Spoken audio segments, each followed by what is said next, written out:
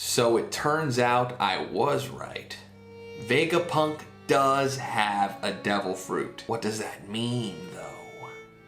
Chapter 1067, Punk Records, is officially out. Not officially, but you know, sort of, right? The cover page is Gangster Gastino versus Vince Smoke Sanji's Papa. This is interesting because we're getting double the science. Two scientists going at it. And then we also got Vegapunk, the king of scientists, asking to join Luffy's crew and be the 11th Straw Hat? Like, what is going on, dude? This world of One Piece is just getting more and more unpredictable. And I don't like it. Just kidding, I love it. We also get confirmation that Vegapunk did in fact eat the brain fruit. Again, just like I predicted in the last chapter review. The power of this fruit is that it allows him to memorize an unlimited amount of knowledge. But that in turn causes his brain to grow accordingly. So for someone who is such a genius, this fruit is perfect because it allows him to fully take advantage of his genius intellect. Also, you look pretty dang smart as well. Why don't you hit that subscribe button? I think that would be the smart thing to do. You won't regret it, I promise. Anyway, he split his brain among 6 paths of Vegapunk. We already know that, but he also stored the majority of his brain. The bulk of his brain is at the top of Egghead Island, which that we didn't know, right? And he uses the apple on his head as a sort of antenna to send brain waves and to be linked to the main brain. Why an apple? I think it has something to do with the devil fruits, maybe. It could also be, there might also be some sort of link as to why all the smile fruits tend to be like the spotted apples.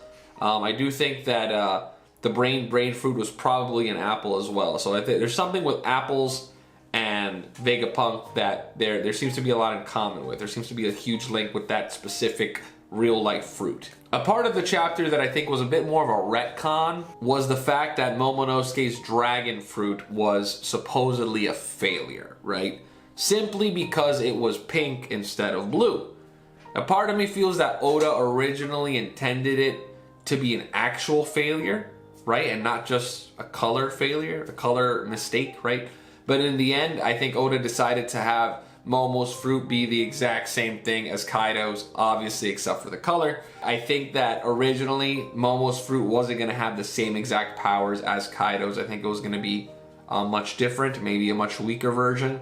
But I think as Wano went on and continued, I think that's when Oda decided, hey, you know what? Maybe I should make Momonosuke have like this big power-up moment. Again, that's just my opinion, though. I think that is a possibility. I don't know, I just found it kind of odd. It's just kind of silly that the whole explanation for it being a failure was that it was pink instead of blue, right? It's a little silly, but it is One Piece, so, you know. Anyway, a little bit after that, we actually get a pretty dark moment as Robin mentions that the giant robot attack from 200 years ago was also around the same time as the Fishman rights movement, confirming that the Fishmen take a ton of inspiration from another real-life race of people. This movement was also sort of referenced in chapter 620. The chapter ends with quite the twist. Vegapunk wants to leave Egghead with the Straw Hats. So he's trying to be the 11th Straw Hat, am I right? And can that work? Can this actually work though? Would it even be possible? So by Vegapunk saying this, it just had me asking a ton of questions. Like, does Vegapunk mean just his real body? Is he asking Luffy to take his real body with him? Does he mean him and the 6 paths of Vegapunk? What about his gigantic island-sized brain, right? Like, what's he gonna do about that? He can't take the brain the size of this island, right? He can't take that on the Sunny. It's not gonna fit. And what if he leaves his brain and he just plans on using his antenna? Like, what if it gets destroyed? What if the Marines attack the island? Like, wouldn't his brain get destroyed? Wouldn't he, you know? I don't know. So many questions.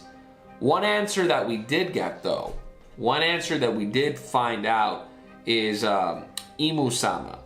For a little bit after the whole Lucia Island attack, we assumed that Imu might be omniscient, right? Or omnipotent, right? He he can see everything happening at once, you know, anywhere in the world. Because it almost seemed like he was listening to Sabo's conversation, or he was watching Sabo, and he's like, I'm gonna destroy Lucia. At least that's what it kind of seemed like, right? A little bit. But it turns out, I doubt it now, because if Imusama would have heard Vegapunk telling the Straw Hats all of these hidden truths about the world, I think he would have destroyed Egghead Island right then and there, right? He would have sent his ancient weapon or whatever over to destroy the island. But he didn't. So I feel that Imusama might not be as OP as some people were starting to theorize, right? Anyway, Lucci and Cypher Pole are arriving at Egghead, and I called it since a few chapters ago. We are going to start the battle with Zoro versus Kaku, right? They're going to clash. It's going to be epic. I can't wait to see that. It's going to be like long time no see. Kaku's going to drop a one-liner as well, and then it's going to say to be continued. And speaking of to be continued, unfortunately, we do have a break next week. But Oda, thank you so much for everything. You deserve your breaks, my king. But keep an eye out for my next video, guys. In a couple of days, I will be dropping a really fun video. I'm going to be ranking the last 15 or 16 chapters or so, ever since the big hiatus that happened a few months ago. I feel like every chapter's just been like banger after banger, where we're just getting spoiled at this point, right? So I wanted to do a cool video where I kind of rank the last 15 or so chapters and kind of put them in like S tier, A tier, B tier. Honestly, there was no C tier, D tier, but some were better than others, right? Some were probably even double S tier, right? So it's been a while since I've done a tier list, so watch out for that video, guys. Don't forget to like the video if you did. Subscribe if you are not yet subscribed. Promise I got more fun One Piece content for you guys. Hope you enjoyed the review. The chapter was fire as heck. I loved it, man. Another banger. I'm telling you, man. So we'll see where this chapter ends up on my tier list. But anyway, have a great day, guys.